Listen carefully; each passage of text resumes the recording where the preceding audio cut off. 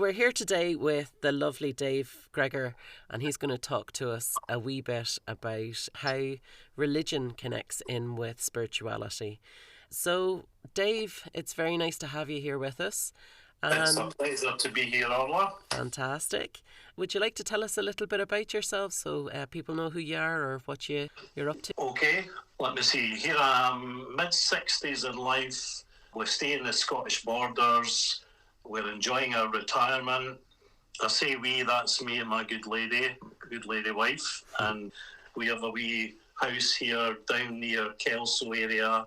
We moved down from Edinburgh a few years ago to enjoy retirement. We have our nice wee Labrador with us. He's called Taka, and he's a black Labrador. He's 10 years old.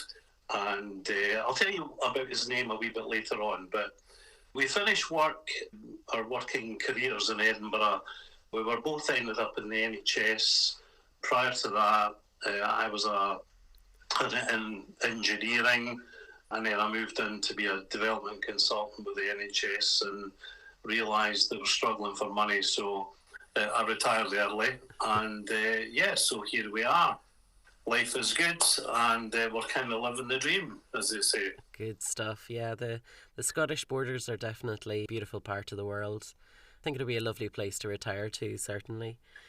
It's nice. My wife enjoys walking Taka. It's kind of funny how his name came about. Taka is Swahili for want. Although I said we moved from Edinburgh, at a very early stage in my life, when I was 2, I moved to Edinburgh from Kenya. So I was kind of born in Kenya, and my first words spoken were Mimi Nataka, which means I want. Oh. And I had said that. I was probably wanting food or something like that. But we thought that Taka was an appropriate name for the dog. Because if you know Labradors, all they do is want. So that's how he came about. That's really interesting. Certainly I've never asked you where the name came from, but it sounds like an interesting word, or a fascinating name to use for a dog. And yes, Labradors, black Labradors specifically, are a thing that I'm familiar with. They're lovely, such loving creatures. But yeah, absolutely, it's the big brown eyes for me, and they just look at you, and it's full of love and want, all in the same, and it's very hard to resist. Love and want, that sums them up. Yeah, pretty much. So the thing for me, Dave, is that you don't get, well, you do get, but you don't see an awful lot of male mediums, and you don't see an awful lot of men in the movement as a general rule. Like there are exceptions to the rule, and it's lovely when you see them, and it always kind of warms my heart, because I think men don't tend to get the opportunity to be emotional or spiritual the way they should do. People are kind of told that you don't cry, you be the man of the house, and that's life kind of asks you to be those things, and there are requirements and stuff, but at the same time I think we need to move, especially with the state of the world at the minute, we need to move into a place where men aren't afraid to connect in with their softer sides, if I can put it to you that way. So for me, I think the reason why I wanted to chat with you was because, firstly, you're a man, which is nice. So you have a unique viewpoint on the whole spiritual movement and kind of coming into that. But also because I know you have quite a strong religious side, and I think there's a lot of people, certainly, I mean, I grew up in Ireland, so I don't need to tell you what my religious upbringing was. And so, there's a lot of stigma, I think, within certain religions when it comes to what we do as mediums, or even just as spiritual people connecting in with the universe. So yeah, that's kind of what this is about. I just wanted to ask you if we could start with maybe you explaining what your religious views are in relation to I don't know if you can say non-spiritual context, but without the context of what we do as mediums. Just talk us through that a wee bit.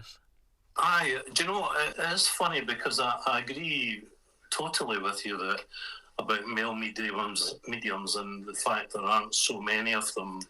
But this idea of maybe being conditioned by society to not be like me maybe so much, but to be more, your example was, it's not right to show your emotions. Males are brought up, don't go crying and all that stuff.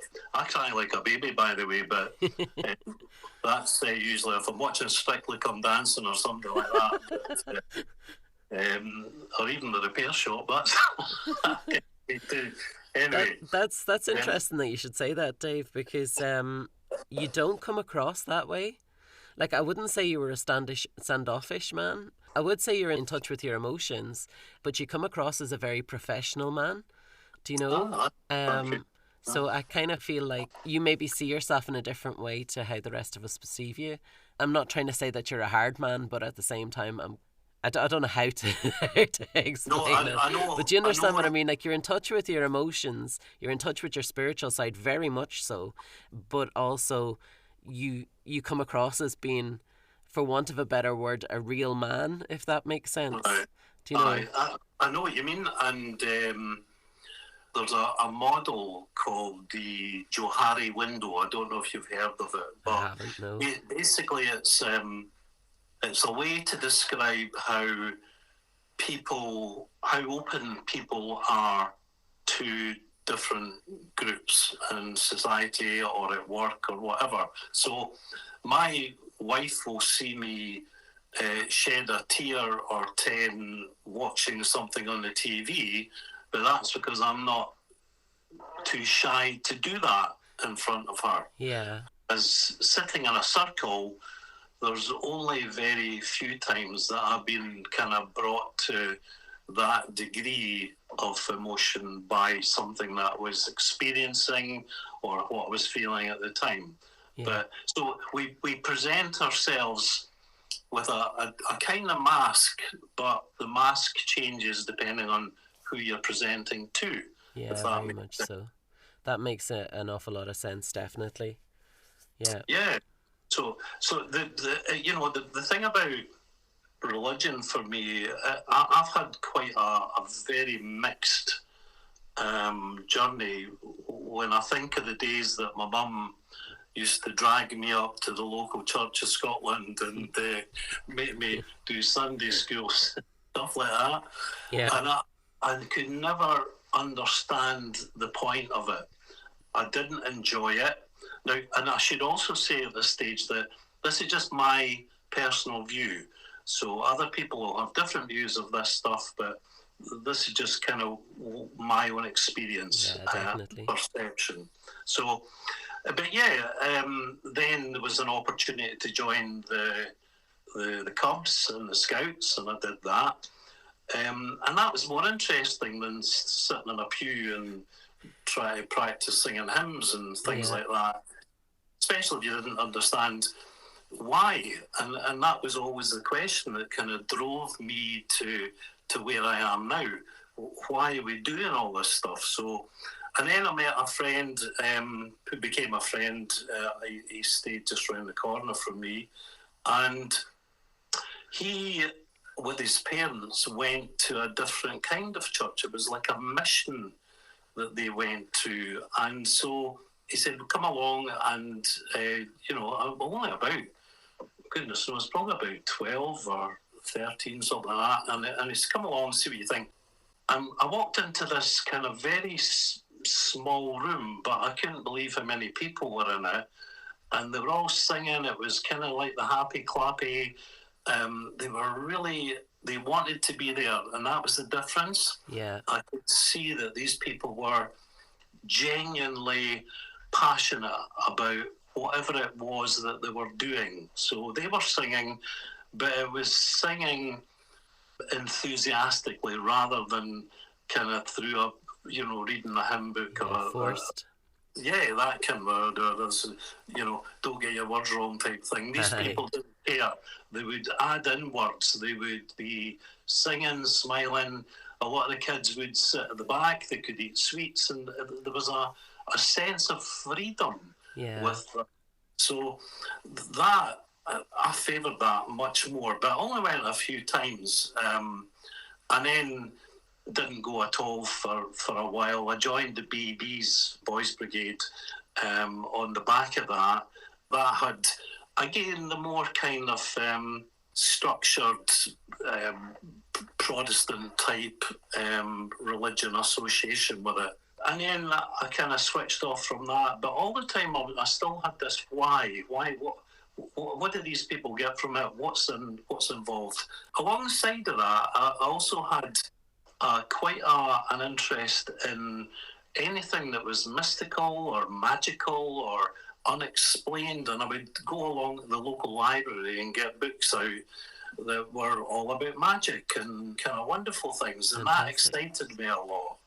The other things influenced me, fun enough, probably when I was about 12 or 13, there was another friend who had a keen interest in geology.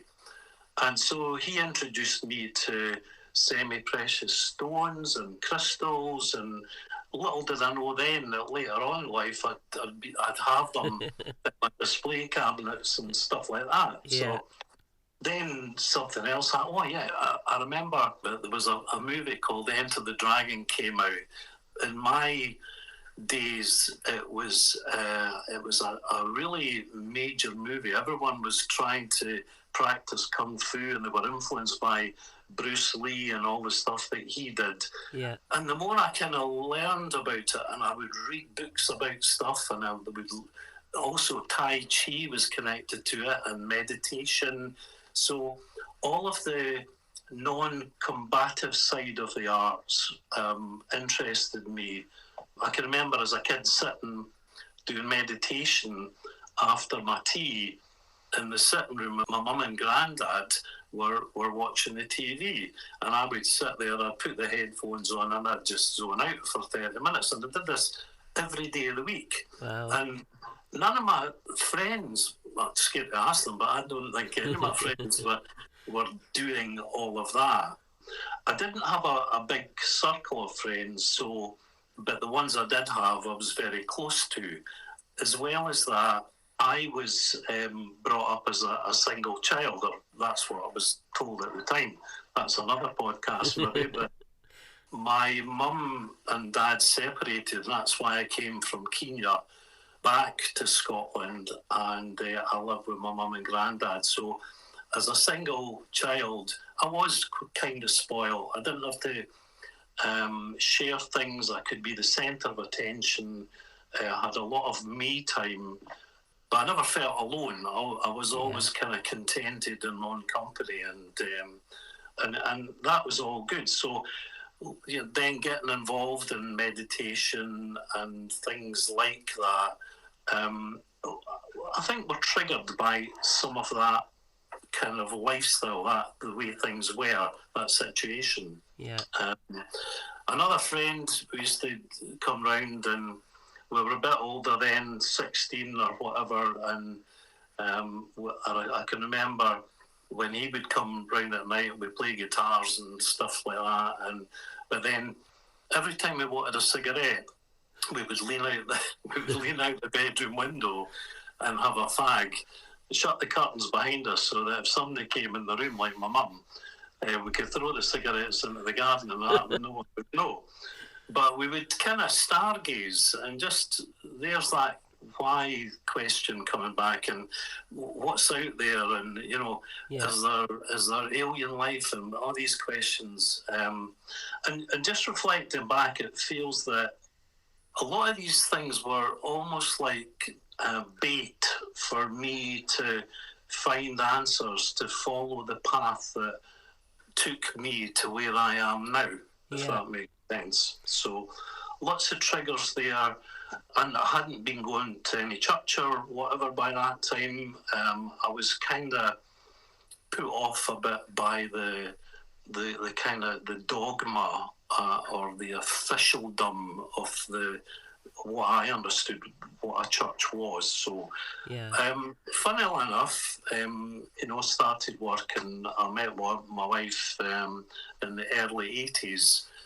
So we've been married for about 40 odd years, 43 years now. And so we've known each other for a wee bit longer than that, but she was a Catholic and very proud of her faith and happy with her upbringing and in that faith. So because she had more conviction towards that religion than I did to any other, we ended up getting married in the Catholic Church, which meant I had to do the kind of what they call the 6 Sundays. It's learn how to be a Catholic type thing. So I did all that because obviously we were in love and I wanted everything to go right. There was preparation for the church service and stuff like that, and we got married in quite a large church in Edinburgh called St Cuthbert's. The priest at the time wasn't too happy with our choice of entrance music because we wanted the theme for West Side Story, the musical, and because it wasn't traditional, the priest at the time, who was quite elderly, he refused to have that.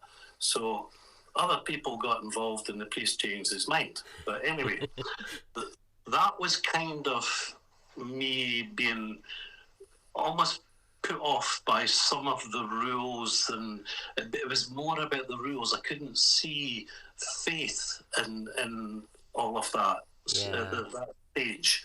However, we did that, and other things happened, like we got a nice flat in Edinburgh, and my wife went to dental college and she met new groups of people. One of them was very influential to me because she was, I suppose you could say, like a born-again Christian, so not Catholic, more the kind of Protestant side of things, but she and I would just talk for hours and hours about religion, or what we thought, or what I thought religion was, and she gave me a Bible, and it was called the Good News Bible, which I read from front to back. The front bit was quite difficult because the Old Testament is kind of really, it's difficult. But it is. The New Testament is much more positive, much more lively. So, all the time there I am. Why? What's in this? What can I learn? So, did all that, read the Bible. I would go to the pub with the guys. We'd go every Sunday night. We were really close to my wife's brothers, and talk about religion. And I kind of developed this reputation as being the kind of the Bible guru. And I thought, this is really unusual. But anyway, around about the same time, the kids came along, and then we had changes in the Catholic Church, which we were attending occasionally, and we had a new priest come to the parish, and he really rocked my world because he revolted in a way against a lot of the dogma that went with the Catholic Church. So, if people went into a Catholic Mass and they were worried about genuflecting the right way, then something was wrong. Yeah. So, and all of the rules about the way you can process down the aisle and the order, the way you hold your hands when you receive Holy Communion, and all of that became, for many people, I think this is still the case, that those things have taken their mind away from why they're there in the first place. Yeah, that's an interesting point, actually, because obviously I grew up in Ireland, so unlike you, I was never forced to go to church. My mum's view was that if you want to go, you'll just go, but I'm not going to make you go. Because her and my dad were separated. They were legally separated, but you couldn't get divorced in Ireland at the time, and obviously the Catholic Church frowns on it. So my mum's attitude was, well, I'm living in sin, so I'm going to leave it up to you. So I was fascinated by the whole thing, but I think for me, Yeah, I do agree with you. If you're going into a spiritual place for religion or for otherwise, and you're afraid of doing the wrong thing, then that's Yes. not the right place to be. Do you know? But No. I think for me, because I couldn't, like, if there was just me and a priest, I wouldn't know when to sit up and stand up and sit down and kneel and all the rest of it. But I just followed the crowd. I never kind of questioned that, which I think's maybe a good thing for me that I didn't have that pressure. But I think for me very much when you're, because the Catholic services are very repetitive. Yeah. It's pretty much the same thing every time with a little variation here and there. You kind of go into, or I did, into like a meditative state where you're just going through the emotions. So that can go one of two ways. Either you're thinking about your shopping list and what you have to do in the house, or you're actually listening to the words that you're speaking and you're reflecting on them. Do you know? Yeah. Totally. Yeah. So yeah, I'm all for change. I'm all for progression within the Catholic Church, and I've certainly done my stint in the Protestant Church as well, and the Scouts. I was a beaver leader, and I was a cub leader as well. Uh-huh. And my husband's a bit like you. My husband isn't very religious, but he would be more Protestant. Well, he would be Protestant. there's no Catholic in him, But we went down a separate route. We got married actually up in Loch Lomond on the banks by a registrar, which is not what I thought I would have done at all. Because I mean, I was very religious as a child because it wasn't forced on me, so I got to choose it. But like yourself, I was still looking for more. I was still searching for what else is out there. So Yeah. yeah, it's very interesting to hear how your life is kind of reflected a wee bit in my life, even though we've come from opposite sides potentially. I Um, totally, but and I can relate to what you're saying. yeah, Totally, because um, my wife being brought up in the Catholic faith, Catholic Church, and then going to Catholic school, and then here I come along, and we would think that she would dominate. How can I say, ownership of whatever religion we followed. yeah, It was she was more in and is still an admiration of what I've learned from scratch. So it wasn't. How can I put it? Do you know how you learn poems at school? You just keep saying it a few yeah, thousand times and it's stuck. So like you're saying about the Mass in the Catholic Church, a lot of people don't think of what they're actually saying, that they yeah, can do the creed or whatever, and their mind could be somewhere else. Um, and so, when this priest came along, he was there, his thing was to just challenge that kind of dogma and the bureaucracy that existed within the church. And the sad thing about all of that is that the challenge was greater than him. yeah, And it ended up that he had to he moved to another parish. Still a great guy and a good family friend, but he changed things so much for me because he kind of, in a way, said it's okay to question these rules. yeah, So with that knowledge, I could go along to a Catholic Mass and participate in it, but I would participate in the way that I wanted to, and that was my way of justifying going. And because that worked, I ended up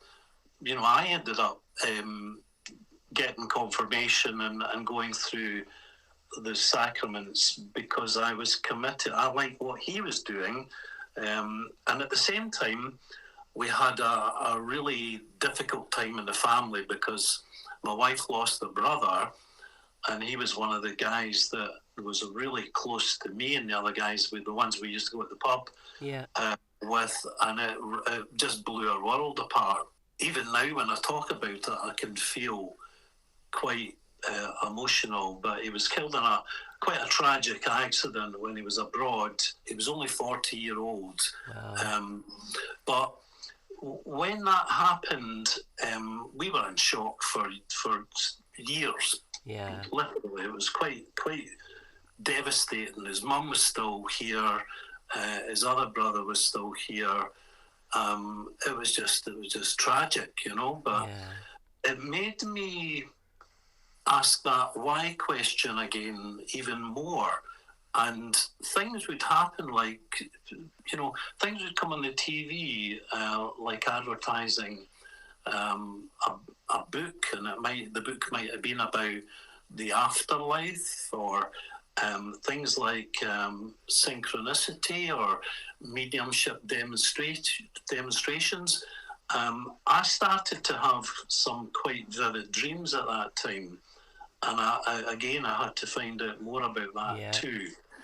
We went to a medium which was recommended by somebody who was in your early circles. When I was there, when I joined, there was a person in the circle who will remain nameless, but they said, come along to Dave's circle. But even years and years and years before, when my wife knew this person, she had suggested we go and see this medium, and we did that. It was a bit like a party night, and we went in, and my wife had a reading, I had a reading, and the medium said, there's the guy in a white suit or a cream suit, and he's been walking back and forward outside in the street. Yeah. And now she knows that was spirit, and the way she described him was my wife's brother, or my brother-in-law, which was just unbelievable. And some of the stuff she said was I just couldn't believe it. Again, that's maybe another podcast, but the long story short, it prompted me to follow this further, and I went to my first workshop at the College of Parapsychology in Edinburgh, and there was a guy on called Paul Lambillion, who he could see colours around people. He's written books. He's probably well on in years now, but he had a full workshop, and I sat in this workshop wondering, am I doing the right thing? And a lot of people, they look quite, I don't know how to put it, quite different from me. So there I was, kind of, you know, a bit of a poser, quite youthful, but there was people of all ages. The way they dressed was the opposite of the way I dressed, and the way they spoke. And I thought, do you know, the funny thing is, it actually felt right. I cannot describe it. There was a feeling, you know, that saying, your vibe attracts your tribe. Yes. So my vibe was being attracted to theirs or whatever, but something happened there, and I really loved it. And when I came out of that workshop, and I was walking away from the college, and I looked back at the top of the steps just before you go down into the street, there was a guy I could see in the distance with a cream suit. Right. And I thought, jeez, it can't be. And I looked round again, and he wasn't there. So but I was convinced that I had seen my brother-in-law from spirit. And for that reason, I bought 100,000 books. I had to read more, you know? Yeah. And it was enjoyable, finding out more and more. And then I joined my first closed circle at the college, and started to develop. And that was when I knew that I was on the right path for something, but I didn't quite know what that was going to be. Yeah. So my Catholic Protestant experience, along with the other experiences that were related to the martial arts, I was buying books on, you know, Confucius and Buddhism and Sikhism and all of these different things, but to me, they all sounded like the same thing. There was the same story, a bit like everyone was playing football, but you had a bunch over there with a green strip and a bunch over there with a maroon strip and so Yeah. on. But that was the only difference. Everyone loved playing football, but the distinction between them was they were made to be almost separate. And that's the way I kind of felt about religions up until the point where I got into the college and I learned a bit about spirituality, and you could take your strip off then, you didn't have to wear a strip. It was all about just playing the game with the people that you liked. Yeah, it was wonderful. It Yeah. was a great time. I Great time.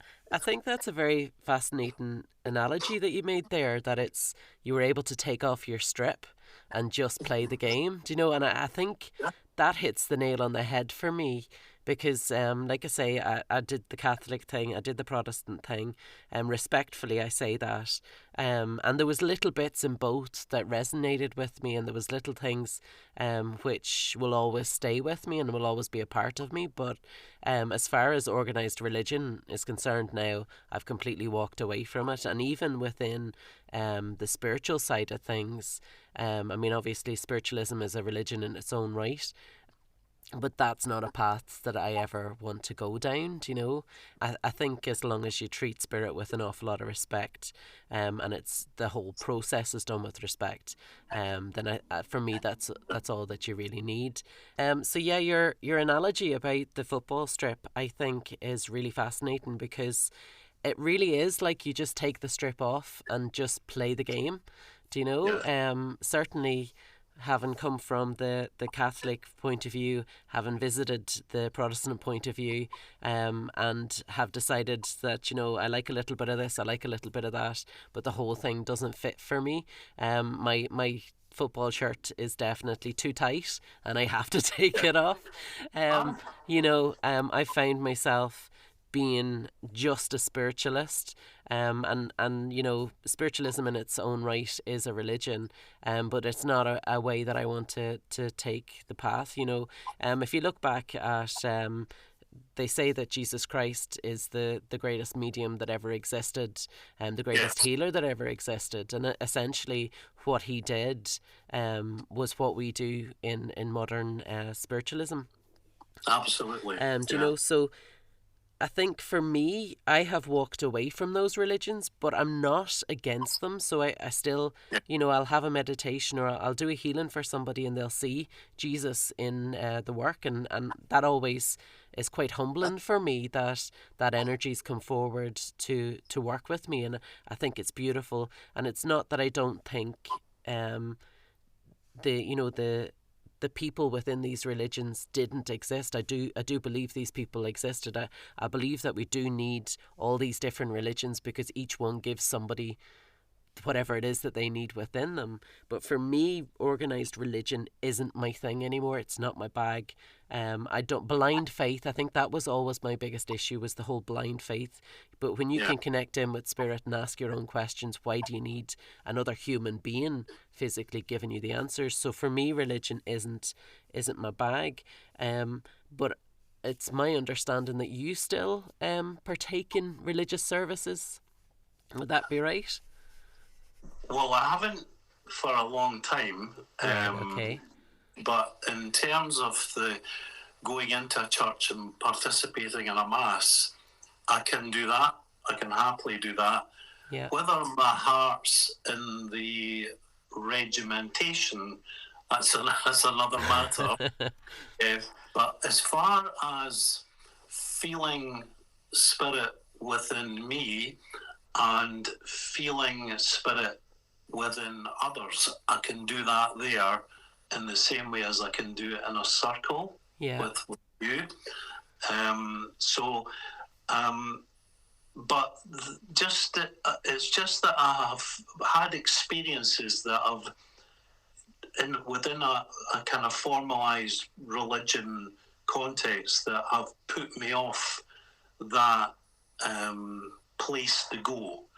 I don't need to go to a place to see people all stand up at the same time and genuflect the right way and I'll tell you just a quick story. Yeah, That my favourite priest, the one that inspired me so much. yeah, He's read so many of the books that I've read that are more, I think, related to spirituality than religion. He told me this story once, and he could confide in me, and he wouldn't mind me saying this, but he was telling me, in fact, it might have actually been in one of the homilies where they talk during a mass about yeah, his story. He'd said a woman had come up to him, and she'd been going to the church for such a long time, and she would dress up every Sunday and be there early, and she'd have the best makeup on and the fur yeah, coat and all that stuff, and then she came up to him at the end of mass and said something like, Joe Bloggs over there, Father, during the creed had his eyes open when you were saying it, and the priest said, and how do you know? aye. And it made me think, what was most important to that woman to identify that, to then report it? And I think that's because she's maybe lost sight of something that's more important than those rules. Those rules Yeah, take people away from spirituality. So, and I know that now because I don't have rules like that anymore. Yet I've never felt more spiritual in my life yeah. than I do now. Yeah, I think that's a very good point. You know, I think there's a lot of people out there who will go to church every single Sunday. They'll wear their best bib and tucker and they'll perform, you know, for want of a better description, but they're probably the least spiritual people out there. They Yeah, don't resonate with the truth of what the actual religion is, and they think just by showing up every week that makes them better in some way. Um, that's it. Yeah, do you know, but I think that right there is a lot of what's wrong with the world at the minute. You know, people yeah, are they're not coming from a place of love, and for me, that's what Jesus was all about. It was love. You know, it was caring for people who are you know, in need, or caring for people who, you know, Mary Magdalene. You know, like, I mean, yeah. you know, you're dealing with people who don't have an easy life, and you know, I think some of these people, and not all of them, like, I mean, don't get me wrong, I know some very religious people who are absolute salt of the earth, and they would be in Yes. church, in chapel every single Sunday, and I include family members in that, you know, Yeah. people who I knew closely, who are genuinely beautiful souls, and probably very spiritual. It's interesting, actually, you mentioned the I think it was kung fu or karate.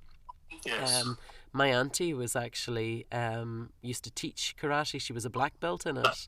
Do Yeah. you know? And that was her in her 70s when she passed. You know, so it it Uh, it wasn't a new auntie. Do you know? She wasn't a very young auntie. So maybe she was influenced by the same film you were talking about. I'll have to look yeah. that one up. Do you know?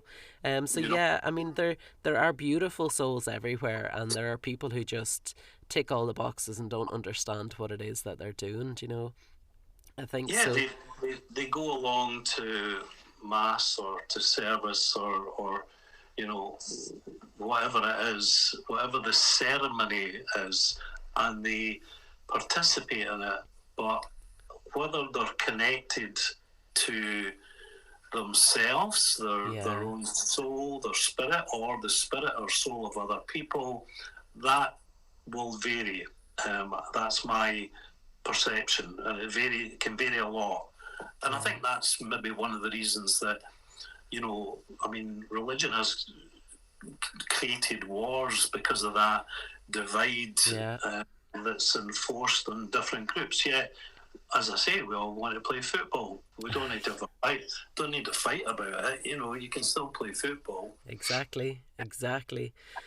So I mean, certainly it's been my experience, having worked with a lot of people, as they're introduced to mediumship, they spirit come loud at the start, like you were saying about you know, when you lost your brother-in-law, Yes. right down to the point where you're standing on the outside the college, or you're a little bit away from the college, and you look back and you see him standing at the steps. Yeah. You know, it's like I've completely been there with you. I know exactly that, where you look, you see them, and you look away, and when you look back, they're gone. Do you know? Go And it is just meant to be that instant. You're meant to just see them and no more. Do you know? Yeah. And for me, there will be people listening to this podcast who are maybe at that stage where they've just lost somebody, and it's, you know, somebody who was quite close to them, or somebody who had a huge impact on their life, and spirit are coming forward and making contact with them, but they're maybe religious themselves, and they're trying to resolve. I mean, one of the biggest things for me with the Catholic Church is the whole suicide thing, that it's a sin. And as a medium, I've had some people come forward from spirit who have committed suicide, and what they're saying to me isn't what we're told within the church. Um, Yeah. so, I mean, Sad. what advice would you have, or what would you like to tell somebody who is just finding their feet within, you know, spirit, or maybe making that initial contact? It's maybe really loud, and but they're struggling with their religious beliefs. How would you advise them to proceed, or what would Yeah. you like to say to them? Uh-huh. Um, the if I could offer any advice, it would really just be based on my own journey. And if it wasn't for religion, I wouldn't be talking to you right now. So Yeah. religion was a way to it opened a door, and it meant you could then go and explore what was inside. Now, what part of my advice would be, go and knock on all the doors, go and look in every door. Don't just look at one door and say, yeah, this is the faith I'm going to have to follow, because this is what my pals do, this is what my family does. So look everywhere.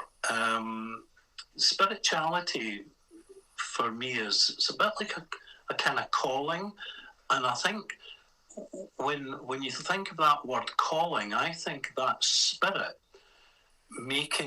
they're calling for you to know more, or to know better. And so by doing that, you become more aware or awake. You're more aware or awake to this energy inside of you. And then when you see that in other people, you can see their light shining. So it's a progression. You have to go from one to the other. So keeping an open mind, looking and learning from other people that do this. Don't just pick one path at the beginning. Look everywhere. Look for the signs in yourselves and other people. And at that stage, when you start to see, yeah, this is meaningful to me, join a development group. See what other people are doing. There is a lot of growth in this, and I don't think you ever stop growing. Very Do you know true. what I mean? Yeah. So that would be my advice. And although I say I'm on a journey, I'm still going on it. I don't. If you ever get to the end of it, it would be such a disaster. I don't think there is any end, Dave. Yeah, I think the whole thing, and it's funny because people say, well, why do you think we're being put here? Well, I don't think that we have been put here on this planet to develop physically. I think we've been put here to develop spiritually. And I think when we move on or pass over, that spiritual development doesn't stop. And I think that's just something that we will continue to experience. That would be my advice to anyone who is interested in this stuff. Open-minded, look for the signs, look at your own sensitivities, what makes you unique, what makes you different. Look at that in others. Join a community. or join a development group, and to see what Yeah. happens. Yeah, I think the only thing I would add to that is, like religions, you have to find what resonates with you. And not every circle will be right for you, not every development group will be right for you. Yeah, So don't stick with it if it's not working for you, because there's loads of them out there. We've got a circle online, so we can reach anywhere all over the world. But our circle won't be right for everybody either, do you know? So I think as much as you try on different football jerseys, yes, it's about playing the game. And if you're not enjoying the game, then you need to find a new jersey that fits better. yeah, Um, totally, very totally much agree. so. And the thing about the circles, I think your circle is my third circle so far. Over the years, I've been in different groups, um, and each time I've learned maybe not so much different things, but just in different ways. And Yeah, I genuinely believe that the facilitator, the tutor, the lead within a circle will have a way to connect with your energy at the right time. And as you say, don't accept that that's the way it has to be forevermore, because we yeah, advance and another teacher can come along and take you a little bit further. yeah. Uh, so, Well, I think we all bring our own flavour to it as mediums, as teachers, just as people sitting in the pew, do you know? And I think it's really important to visit more than one teacher. Certainly, when I was doing my Reiki, I had two different masters, and I love that fact because yeah, they both give me something different. And it's about having experiences and finding what resonates. And just because you love a circle, it's okay to go to a different circle. It's okay to change it up. It's okay yeah, to, and like you say, we don't ever stop learning, and we don't ever stop developing. And we just have to find what's working for us at any given time. And it's okay to take a wee break and come back at it later. You don't have to do it all in one day. Um, no, do you and know? it's true, because you do kind of come off the wheel now and then, and you need that Yeah, space to. It's almost like a something that's changing inside you that is needed it needs to happen before you then start off again with that passion. yeah. Um, so it is like a break, and breaks are important for anything like that. Yeah, definitely.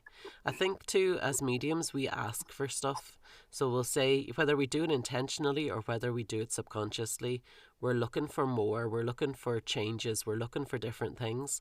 And I think you need a little time out sometimes for those developments to be able to be downloaded, or whatever way it works with spirit, that we, have an unfoldment where we're working differently, which is just a whole other bag, because it's like growing pains as a teenager. You don't know, everything changes and you're having to deal with it, but ultimately it's changing for the good. It's going where we want it to, do you know? So Yeah. yeah, it's a very interesting journey to be on, do you know? Uh, And I mean, like you, I wouldn't consider myself Catholic or Protestant or anything like that. But at the same time, if I felt drawn to go into a church and go to a service, or if there was a funeral in a church or whatever, I'd be more than happy to go into it, you know.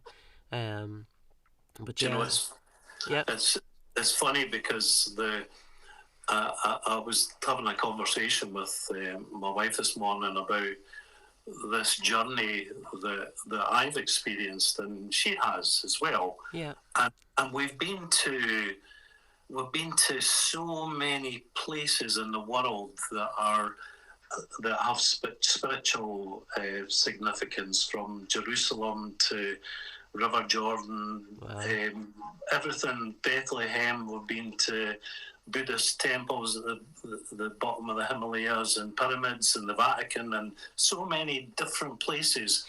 And I don't really remember all of the details historically with those places. What I do remember is the feeling yeah, of being in them. And that I think is it captures what spirituality is about. It's not about what happened back in 2,000 years ago. What you feel now, but without the dogma. Yeah, it's fascinating you should say that, because I'm going to record a podcast later on this afternoon, where we're talking about kind of like haunted houses and kind of all that sort of stuff. And one of the things that really kind of resonates with me is a graveyard. Now, I used to live in the north of Ireland, and my father, my grandfather, my granny, and my auntie are all in this one graveyard. And I would travel up and down at weird hours. So it'd either be the small hours I would come down, or it'd be the small hours I'd be going up, because it's a long journey. And if I'm doing it in one day, then getting out in the small hours is the easiest way to do it. But I used to find this graveyard the most peaceful, beautiful place in the world. It was so calm. It was just absolutely astonishing. And I think that's maybe why when you see these shows about the haunted houses and whatever, the a graveyard's meant to be this scary, spooky place, but it's one of the most beautiful, peaceful, spiritual places on the earth. Do you know? And I think for me that's why the two don't go hand in hand. That's why I struggle with that side of things so much. But it's totally right what you're saying. It's about how a place makes you feel. And I think just to finish up with a wee brief thought, when I go into either a Catholic or a Protestant church, the old buildings with the high ceilings and all the wooden pews and everything, and just stepping into that space when there's no service planned, just having a wee spiritual moment, you can almost feel like, obviously in the Catholic Church we've got the rosary, and sometimes you'll have people who are actually saying the rosary during these times, and it's like going into a space of meditation, and as much as I'm not pro-religion, I am pro the buildings that they're in, because the energy within them are beautiful, and it's like taking a wee step out of your day to do a meditation and go into that beautiful spiritual place, that feeling of being in your own power, and I feel that when I step into a church, which is kind of conflicting with how I feel about the religion, but the energy of the space that they're in, I think, is beautiful, and maybe that's the problem. Maybe it's the people that's within the building that's the issue, and I'm not making a reference to the people running the church so much as the people coming into the church, and I think as a spiritual person, I'm very open to people's energies, and maybe that's what the difference is, that I'm feeling all the energies of all the people around about me, and that's maybe why going to an actual service isn't for me anymore. No, I know exactly what you mean. I'll let you into a secret, and you might know this already. We won't. Nobody's listening. We won't tell anybody. That's between you and me. Yeah. Prior to going to your circle, when I first started at the college there, I used to go into the big church at the end of Melville Street, right along, I don't know what it's called, St Mary's or St Catherine's, a huge church at the west end of Edinburgh. And I would just go in there because if I was early and I had 10 minutes, and I would just sit there on my own and do all of what you just said there, that I would connect with something, but I wasn't influenced by all the nice, how can I say, architecture, and there was just a feeling in there, but maybe what we were feeling was our own energy, and that to me is the real connection. And you can feel it, it's genuine. You don't need to be with anyone, you can just go in there, take a seat, and see what you think. Yeah, I suppose looking at it from another point of view, which again leads on to the podcast I'm recording this afternoon, spaces hold energy, and if people are going into a church to pray and obviously in the Catholic Church to meditate with the Rosary, Yeah. they're not fighting with people. They're not, you know, they're not doing negative things within that space, so they're not No. leaving negative energy behind. They're just asking for more. They're asking for help. They're, trying to heal themselves. But yeah, So trying maybe, to connect. yeah, maybe that helps the energy within the space as well, to just clear Yeah. it out, and let all the kind of negativity, leave the negativity at the door. Do you know, as much as it might be standing up and sitting down and kneeling and, going through the motions of it all. Yeah. You know, there's nothing that's actually happening within those walls of a No. physical church, which, would cause the energy to be anything other than pure. No. Which, I agree, and it's you could do it in almost any church in the world. Doesn't matter what country yeah, you're in. You can go in, sit down, and you can. Well, I can feel that same feeling. It's wonderful. yeah, it is. Um, It's beautiful. Well, I finish with a wee graveyard story because we heard your one. Yeah, go for it, Dave. Do you remember I said I went to a medium with my wife, and the medium said there was a man with a cream suit going back and forward outside. Well, the reading I got was there's something about your granny's gravestone that's missing. Right. And I thought, well, I need to find out about this. So I didn't know where her stone was because I'd never met her, because Yeah. she passed away before I was born. And I went into this graveyard, which I'd managed to find out from my mum, roughly where it was. And my wife was there, the kids were there, and my youngest, my daughter, she shouted out after about half an hour of searching, I found it, because she knew one of the names to look for on the stone because it was a family plot. Right. And what was missing was my granny's name. It hadn't been put on the stone. Oh, wow. They buried her in that plot, but there was no entry on the stone. So as a result, we then had a plate made up with all the right information, the dates and whatever, and we had a way to stick that onto the stone. So, Fantastic. They talk about whatever it is, a call from beyond the grave, that kind of thing. Yeah. So yeah, that's my graveyard story. That's actually quite a good piece of evidence, a good bit of proof there. Do you know, like, Oh, what would be missing off a gravestone? But obviously her name being missing off a gravestone's a serious one. Do you know? yeah.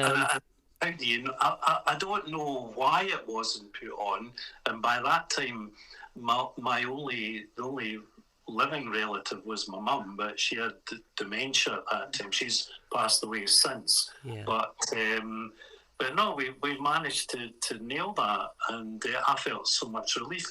And that granny, although I never met her, has come through for me in readings from other mediums. Oh, very nice. Yeah, she's around and about. I'm probably quite grateful that she got her recognition on the headstone. Definitely. Yeah, she was me. Very good. Well, thank you very much for talking with me today, Dave. It's been very fascinating. It's always lovely to have a chat with you anyway, because I find you quite an interesting person. But yeah, I'm sure people will have loved to have heard your stories and stuff. And thank you to little Taka in the background for the odd wee kind of acknowledgement of stuff you were saying. I always find that fascinating when there's spirit have a way of kind of saying, yeah, listen to this bit. Do you know there? So thank you, Taka, too, for joining us. You're welcome, and on behalf of Taka, he says thanks as well. And I love talking to you also. We could go on forever and ever, but I realise you've got other podcasts to do and things like that. So I'm sure I'll get you back on at some point. There's plenty we could be talking about, certainly. So, yeah, thank you for that, Dave. And thank you to everyone who's listening. It's been an absolute pleasure, as always, to speak to you. And we'll look forward to speaking to you again soon.